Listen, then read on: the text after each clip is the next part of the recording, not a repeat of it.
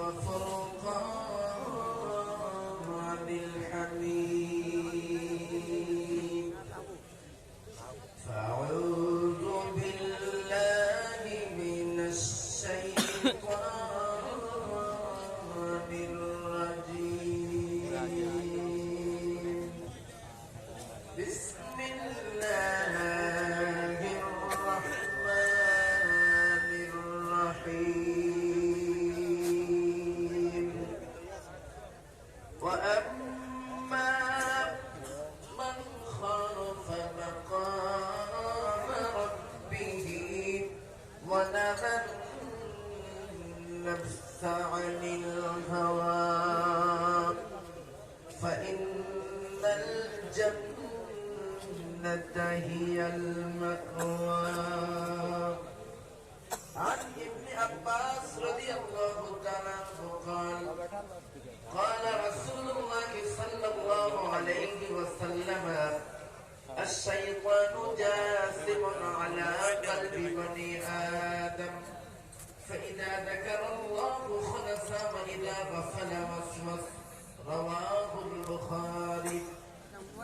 وقال الله تعالى في شان حبيبه مخبرا وآمرا إن الله وملائكته يصلون على النبي يا أيها الذين آمنوا صلوا عليه وسلموا تسليما. اللهم صل على سيدنا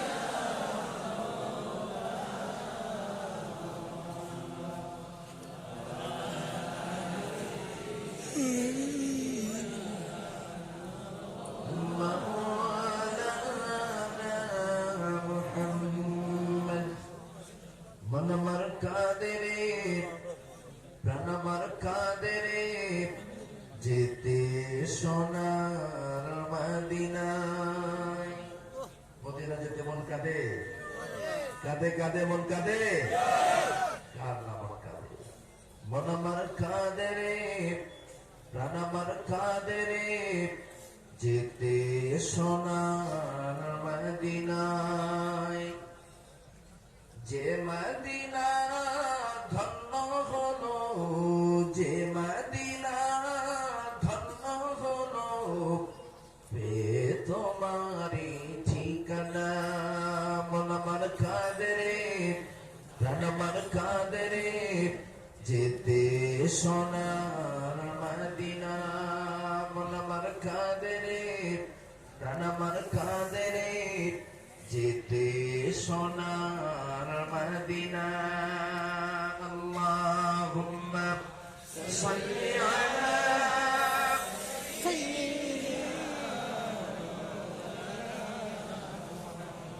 ওয়া আলা আলি সাইয়্যিদিনা মাওলানা. তায়েফের কথা ভেবে ভেবে কাঁদে শুধু দোলন. তায়েফের কথা ভেবে ভেবে কাঁদে শুধু দোলন. এমন দুরুদি পেতে চায় মন অনুক্ষণ. মন আমার কাঁদরে প্রাণ আমার কাঁদরে যেতে সোনার মদিনায়. মন আমার কাঁদরে প্রাণ আমার কাঁদরে যেতে সোনার মদিনায়. আল্লাহুম্মা সাল্লি আলা সাইয়্যিদিনা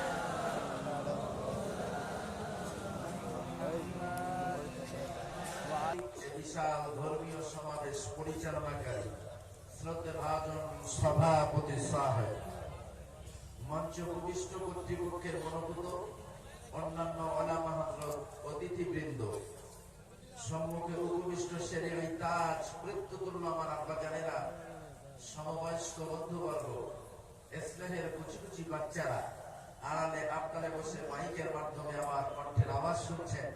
এলাকার অত্যন্ত স্নেহময়ী, মমতাময়ী, আবেদা, সালিহা, ধার্মিকা মা ও বোনেরা, সকলকে আন্তরিক মোবারকবাদ জানিয়ে শুরু করছি গুনাহগার আবুল কালাম আজাদ আমার মুখতাসার বক্তৃতা। তবে তার পূর্বে মহান স্রষ্টা আল্লাহ রাব্বুল আলামিনের দরবারে মন প্রাণ উজাড় করে উচ্চ আওয়াজে মস্তক নত কণ্ঠে কালিমাত শুকর একটু শুকরিয়া জ্ঞাপন করি, বলি সকলে আলহামদুলিল্লাহ।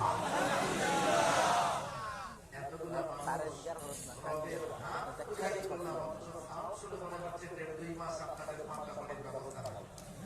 আসলে কি তাই? হেমন্ত সরকার কি পান্তা পানি বন্ধ করে দিয়েছে নাকি? আর একটু উচ্চ আওয়াজে গর্জন মেরে সিংহ শাবকের মতো বলি আলহামদুলিল্লাহ। সেই সাথে সাথে সরকারি দো আলম আশরাফুল আম্বিয়া সাইয়্যিদুল মুরসালিন রাহমাতাল লিল আলামিন, নবী কোলের শিরোমণি, মা আমিনার নয়নের মণি, শাফাআতিল কান্ডারি, মদিনা ওয়ালা নবীর প্রতি অসংখ্য দরুদ ও সালাম বলি সকলে সাল্লাল্লাহু আলাইহি ওয়াসাল্লাম। আমার ভাইরা, কোরআনে কারীম থেকে ছোট্ট ছোট্ট দুটো আয়াতে কারিমা আমি আপনাদের সম্মুখে পাঠ করেছি। বিশ্ব নবী নবনীত হাদিসের মধ্য থেকে ক্ষুদ্র একটা হাদিস নববী আমি আপনাদের সম্মুখে তুলে ধরেছি। কোরআনে কারীমের আয়াতে কারিমা এবং বিশ্ব নবীর হাদিসের সমন্বয়ে জাস্ট 2-4টি কথা আলোচনা করব। দীর্ঘক্ষণ আপনাদেরকে বিরক্ত করবে এমন চাহিদা আমার নাই, কারণ আমার পরপরই আছে আমার পশ্চিমবঙ্গ রাজ্যের আরেক রত্ন, আমার প্রিয় ভাই মোজাফফর হোসেন সাহেব। তিনি আপনাদেরকে আজকে বিরিয়ানি দেবেন, বিফ বিরিয়ানি খাওয়াবেন। আমি আজকে ভেজিটেবিল একটু শাকসবজি 2-4টি কিছু দেবো ইনশাআল্লাহ। তবে তার পূর্বে আমি আপনাদের কাছে রিকোয়েস্ট করবো, আমার ডান সাইডে আমি কিছু গ্যাপ দেখতে পাচ্ছি। প্লিজ ভাই, ওটাকে আপনারা পূর্ণ করে বসুন। যারা দাঁড়িয়ে আছেন সোনা বন্ধু, ওই জায়গাটা যদি আপনারা ওইভাবে রাখেন বেশি, প্লিজ একটু তার সামনে নিয়ে ওইখানে বসুন। 12 নম্বর 30, পৃষ্ঠা নম্বর 4, সূরা নাস, আয়াত নাম্বার 40 ও 41। ক্ষুদ্র ক্ষুদ্র দুটো আয়াতে কারিমা, আয়াতে কারিমার ভিতরে আল্লাহ রাব্বুল আলামিন তামাম পৃথিবীবাসীকে বলে দিয়েছেন জান্নাতি কারা। ও মুসলমান ভাইরা, এই পৃথিবীতে বিভিন্ন শ্রেণীর মানুষ আছে, শ্রমজীবী, চাকরিজীবী, ব্যবসায়ী, ডক্টর, মাস্টার, উকিল, ব্যারিস্টার, সব মানুষকে উপেক্ষা করে প্রকৃতপক্ষে জান্নাতি কারা, তাদেরকে আল্লাহ রাব্বুল আলামিন চিহ্নিত করেছেন। স্পষ্ট আল্লাহ রাব্বুল আলামিন বলেন, ওয়া আম্মা মান খাফা মাকামা রাব্বিহি ওয়া নাহান নাফসা আনিল হাওয়া ফাইন্নাল জান্নাতা হিয়াল মাওয়া।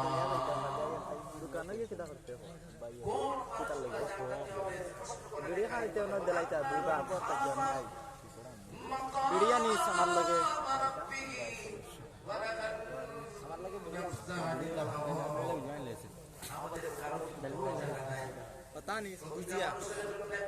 এই দুনিয়াতে জিন্দেগিটা এক্সামিনেশন সেন্টার, পরীক্ষা কেন্দ্র। পরীক্ষা দেওয়ার জন্য আল্লাহ রাব্বুল আলামিন আমাদেরকে দুনিয়ার বুকে এনেছেন। নির্দিষ্ট একটা সময় সাপেক্ষে আমাদেরকে দুনিয়া ছেড়ে চলে যেতে হবে। আমাদের পরীক্ষার সময় শেষ যখন হয়ে যাবে, আলটিমেটলি আমাকে আপনাকে যে যার মতো কবরে চলে যেতে হবে। অতঃপর রব্বুল আলামিন আল্লাহর মুখোমুখি আমাকে আপনাকে দাঁড়াতে হবে, এ বিষয়ে আমাদের কারো কোনো সন্দেহ নেই। আছে নাকি? সন্দেহ আছে? আমাদের নিজেদের কর্ম নিয়ে আল্লাহর মুখোমুখি দাঁড়ানো লাগবে, এ বিষয়ে আমাদের কারো কোনো ডাউট আছে? আওয়াজ দেন, ডাউট আছে? ডাউট নাই। আল্লাহ রাব্বুল আলামিন বলেন, আমি তোমাকে নির্দিষ্ট একটা সময়ের জন্য পৃথিবীর জমিনে পাঠিয়েছি। তোমার দুনিয়ার জিন্দেগিটা হলো এক্সামিনেশন সেন্টার, পরীক্ষা কেন্দ্র। ওই পরীক্ষার রেজাল্ট নেওয়ার জন্য, বুঝে নেওয়ার জন্য আমার মুখোমুখি তোমাকে হওয়া লাগবে।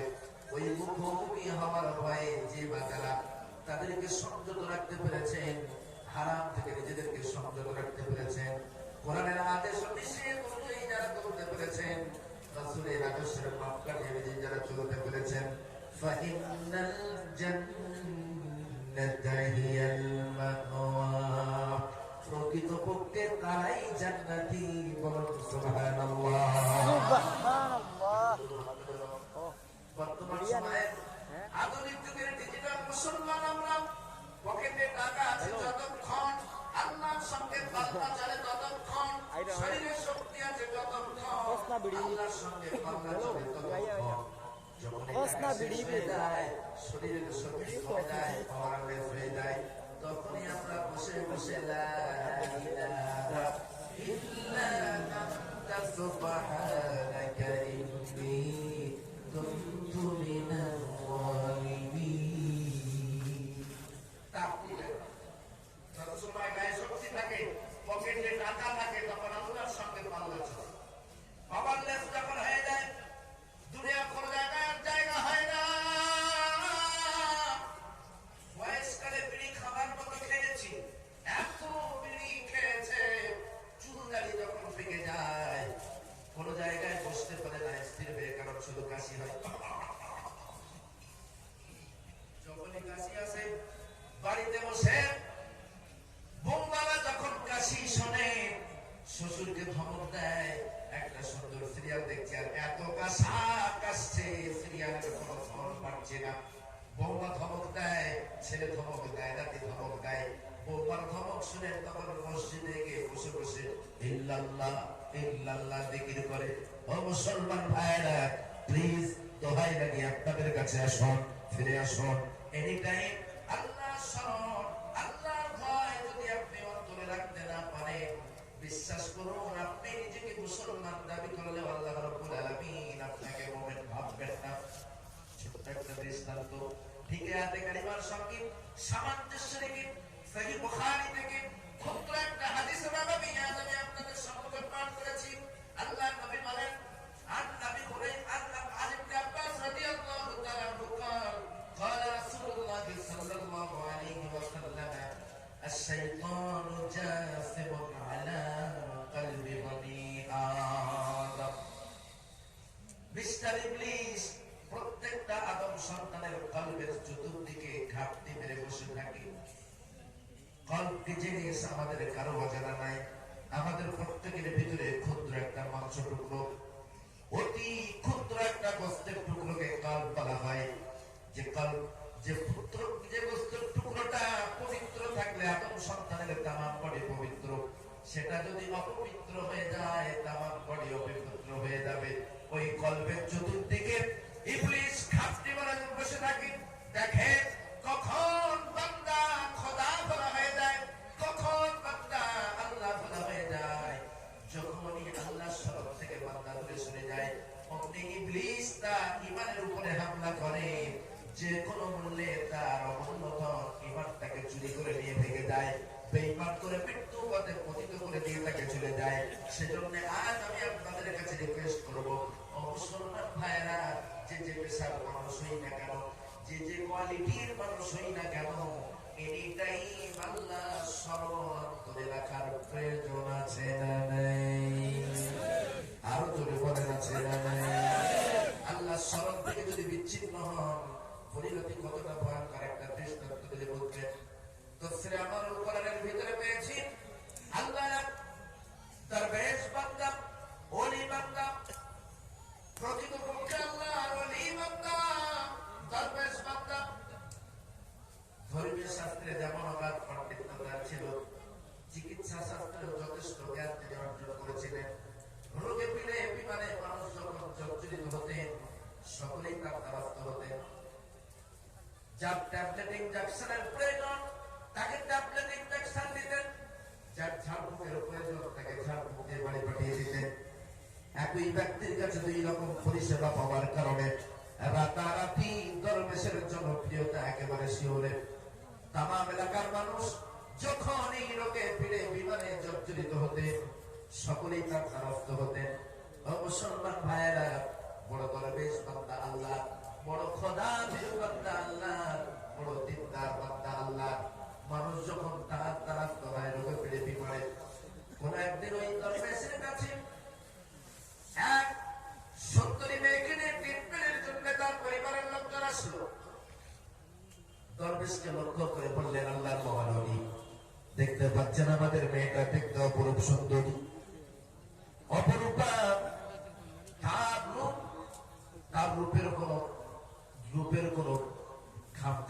সুন্দরী মেয়ে, কিন্তু দুর্ভাগ্য আমাদের এই মেয়েটা পাগলি। উপযুক্ত হয়েছে, বিয়ের বয়স হয়েছে, তাকে বিয়ে দেওয়া লাগবে, কিন্তু দুর্ভাগ্য পাগলি হওয়ার কারণে কেউ তাকে পছন্দ করে না। যে আসে সে চলে যায়। ট্রিটমেন্টের জন্য আপনার কাছে এনেছি, মেহেরবানি করে তার একটু ট্রিটমেন্ট করুন। যদি সুস্থতা লাভ করে তাহলে তাকে আমরা একটা ভালো জায়গায় বিয়ে দিতে পারবো। দরবেশ বান্দা আল্লাহ মেয়েটাকে দীর্ঘক্ষণ দেখভাল করেন।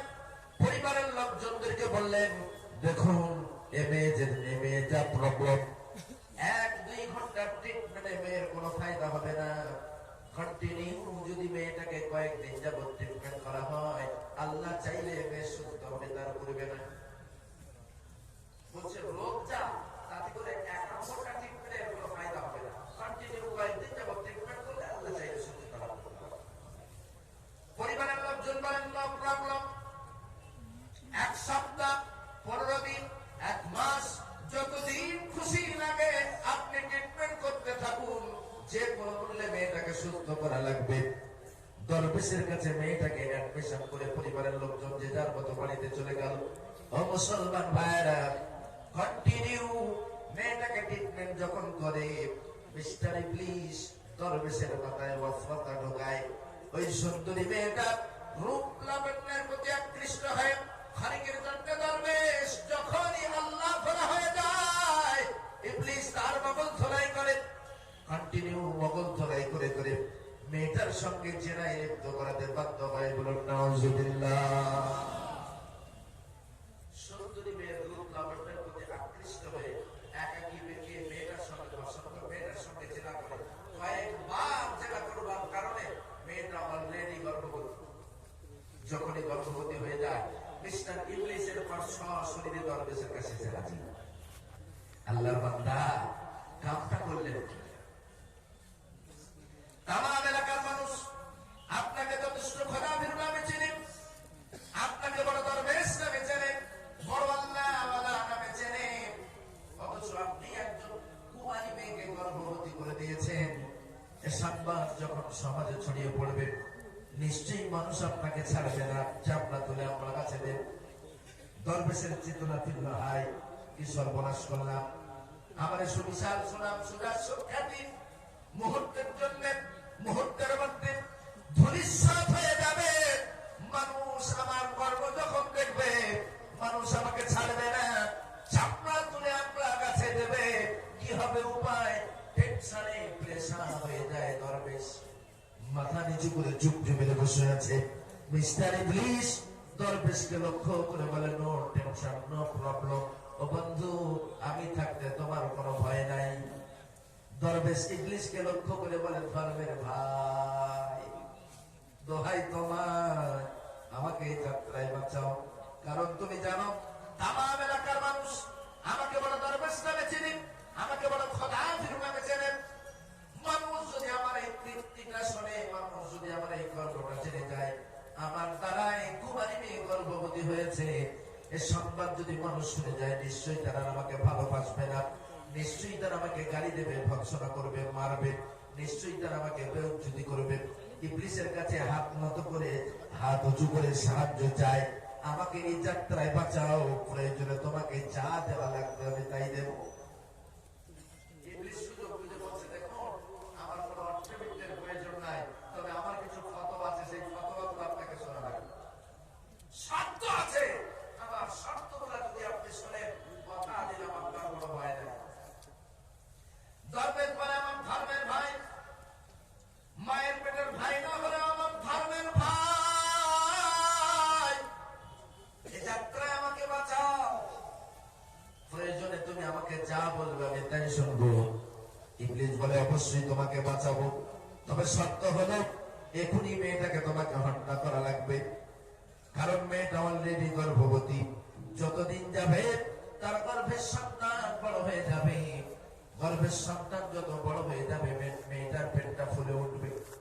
যখনই কুমারী মেয়ের পেট ফুলে উঠবে, সমাজের মানুষ জানতে চাইবে কুমারী মেয়ের পেটটা উঁচু হয় কেন, নিশ্চয়ই মেয়েটা গর্ভবতী।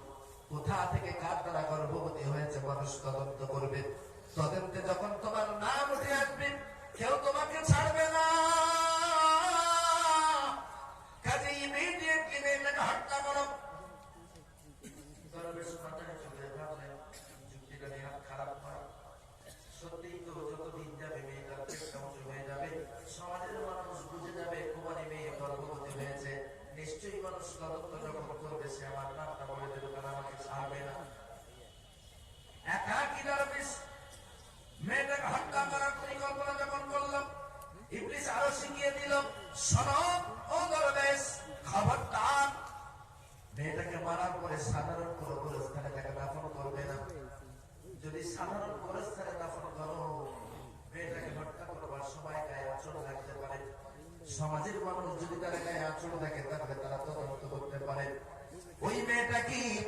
তোমার চেম্বারের ভিতরে গর্ত করে নিজে নিজেই তাকে কবরের ভিতরে ঢুকিয়ে দাও, দুনিয়ার কোনো মানুষকে জানতে দিও না, তাহলে বিপদে পড়ে যাবে। ইবলিসকে ভাবে তাকে ঢুকতে দিচ্ছে। এখন বেহুদদের হাত থেকে বাঁচার জন্য দরবেশ একাকী ঘরের দরজা বন্ধ করে দিয়ে চেম্বারের ভিতরে মেয়েটাকে হত্যা করল। হত্যা করবার পর নিজে নিজে গর্ত করে তাকে ঢুকতে দিল। মেয়ের পরিবারের লোকজন যখন আসলো, ও আল্লাহর মহানবী, যে মেয়েটা ট্রিটমেন্টের জন্য আপনার কাছে দিয়ে গিয়েছিলাম, আমাদের মেয়েটার খবর কি?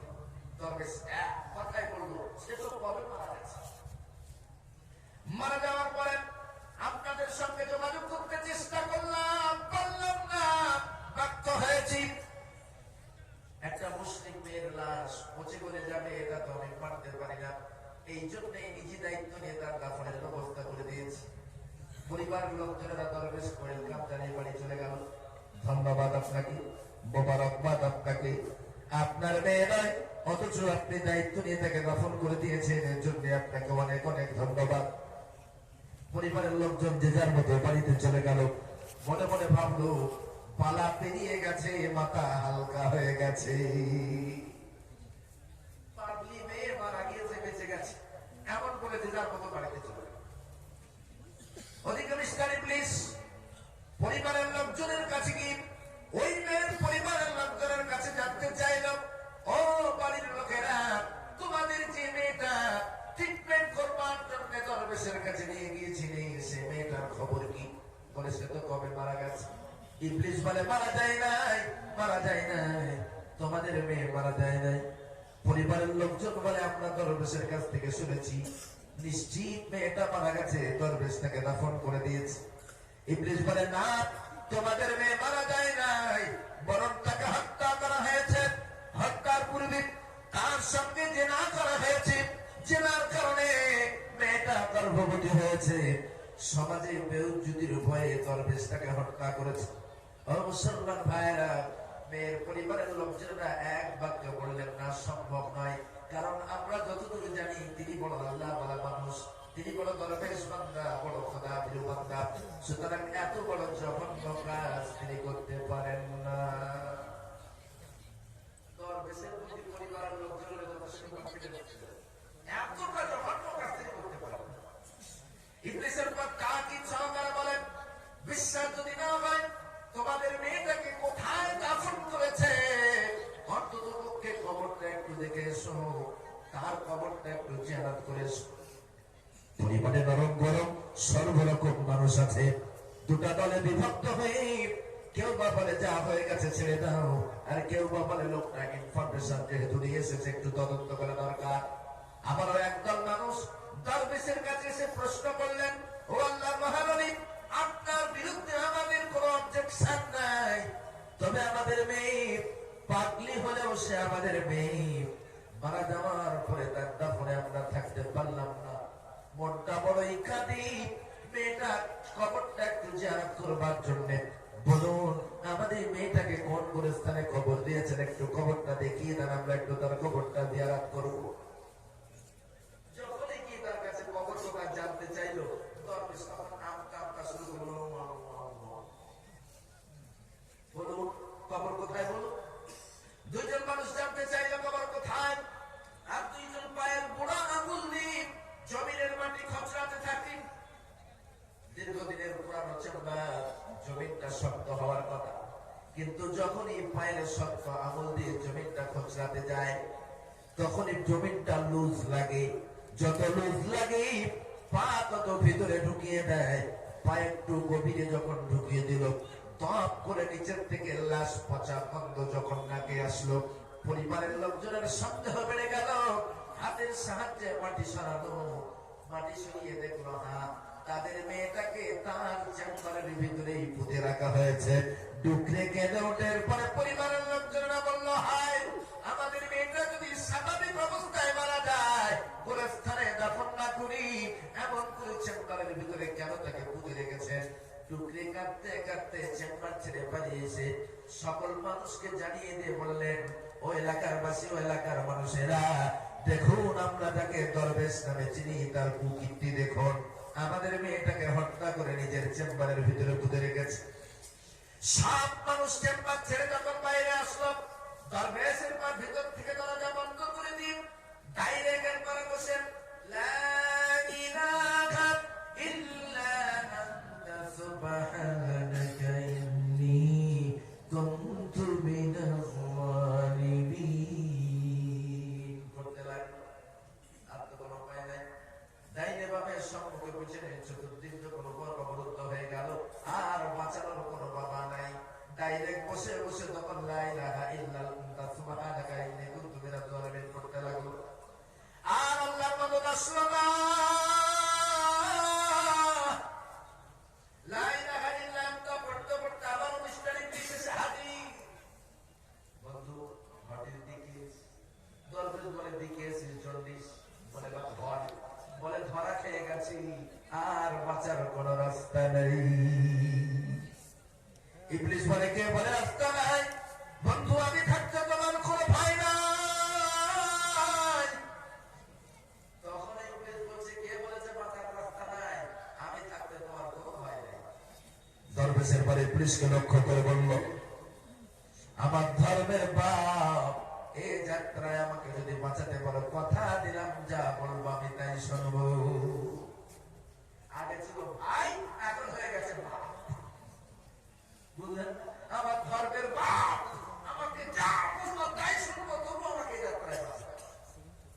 ইবলিস বলে, কথা দিলাম হাজারো জনতার চক্ষুকে ফাঁকি দিন, তোমাকে তুলতেছে উড়িয়ে নিয়ে চলে যাব। কেউ তোমাকে স্পর্শ করতে পারবে না, কেউ তোমাকে মারতে পারবে না, কেউ তোমাকে টাচ করতে পারবে না। কথা দিলাম সকলের চক্ষুকে ফাঁকি দিয়ে আমি দূর দেশে নিয়ে যাব। তুমি নতুন কোন দেশে দিয়ে আবার নতুন করে বাঁচার স্বপ্ন দেখবে। তবে আমার শর্ত হলো, আমি যে কথাটা তোমাকে বলবো তোমাকে মানতে হবে। দরবেশ বলে, কি করা লাগবে বল আমার ধর্মের বাপ। সুযোগ বুঝে ইবলিস বলল, ইমিডিয়েটলি আমার সিজদা দে। ইমিডিয়েটলি আমাকে সিজদা দে। যদি আমাকে সিজদা দিস, আমি কথা নিলাম তোকে শুনতে ভাসিয়ে নিয়ে চলে যাব। কেউ তোকে মারতে পারবে না, কেউ তোকে ছুঁতে পারবে না, কেউ তোকে স্পর্শ করতে পারবে না। ও মুসলমান ভাইরা, বাঁচার তাগিদে দরবেশের পর ডাইরেক্ট ইবলিসের কদমের কাছে ঢুকঢাপ করে দুটো সিজদা দিয়ে দিল। যখনই সিজদা দিল, ইবলিসের পর বলল, টাটা বাই বাই বন্ধু, তোমার আর আমার দরকার নাই।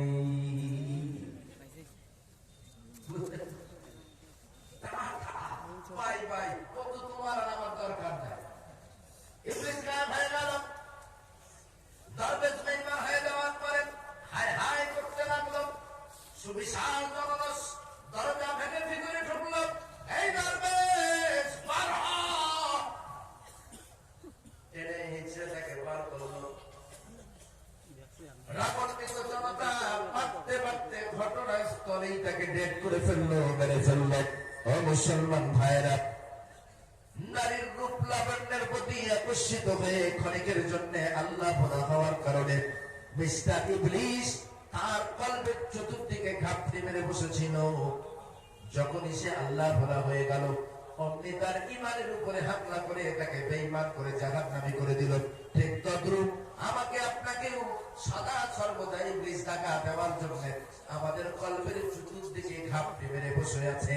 কাজে ইবলিসের থেকে বাঁচার জন্য, ইবলিসের আক্রমণ থেকে আমাকে আপনাকে বাঁচতে হলে আল্লাহ স্মরণ অন্তরে রাখার প্রয়োজন আছে না নাই? আরো জোরে বলেন, আছে না নাই? তো আল্লাহ স্মরণ রাখতে হলে অবশ্যই আপনি শুধুমাত্র ইবলিসের আক্রমণ থেকে বাঁচবেন তা নয়। আল্লাহ স্মরণ যদি আপনি অন্তরে রাখতে পারেন, বিশ্বাস করুন দুনিয়াতে আপনি জান্নাতি মানুষ বনে যাবে। কারণ যে বান্দার অন্তরে আল্লাহ স্মরণ আছে, ওই বান্দার অন্তরে ওই বান্দার হাতে কোশ্চিন কালেও মদের বোতল উঠতে পারে না, ঠিক না? যে বান্দার অন্তরে আল্লাহ স্মরণ আছে, ওই বান্দা সুদের দিকে হাত বাড়াতে পারে না। যার অন্তরে আল্লাহ স্মরণ আছে, আল্লাহর ভয় আছে, ওই বান্দা বেগানা নারীর দিকে তাকাতে পারে না। মুসলমান আজকাল যুবকেরা আর আল্লাহ স্মরণের পরোয়া করে না। কাজেই আমরা দেখতে পাই আমাদের সমাজের যুবকেরা পাগলা পাগল